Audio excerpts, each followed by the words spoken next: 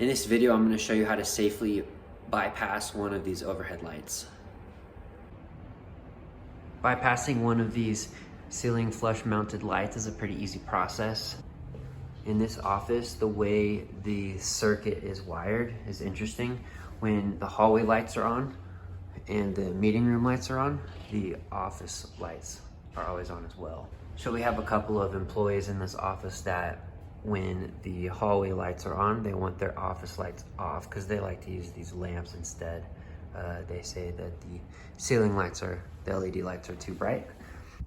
First step is I just took these covers, these plastic covers off of the light fixture. You just lift up and pull it down and then it slides right off.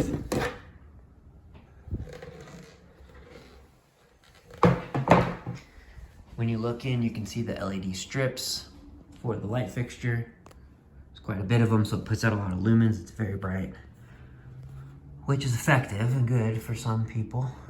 For others, it's not so much. So next you can see these little tabs that are holding onto this center metal shield. So you just push this in and release those tabs to reveal the wiring harness underneath.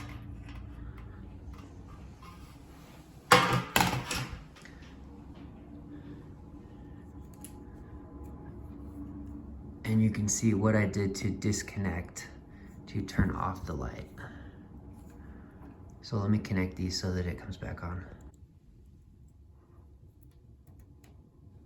So you can see when this ballast is connected to the live wires, the LEDs are on, but it has a quick, easy disconnect in here to bypass it.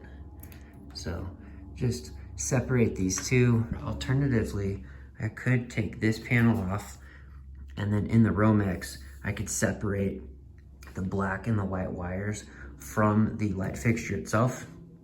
But this seemed to be quicker and easier to take apart. So I went with this option. It makes it easy for the next person in line after me, I don't know, months or years later, to reconnect these so you don't have to have an electrician.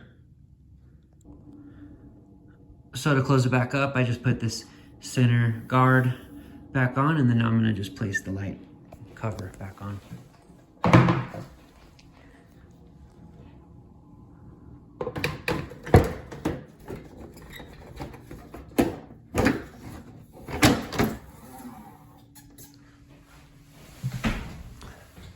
Very simple process.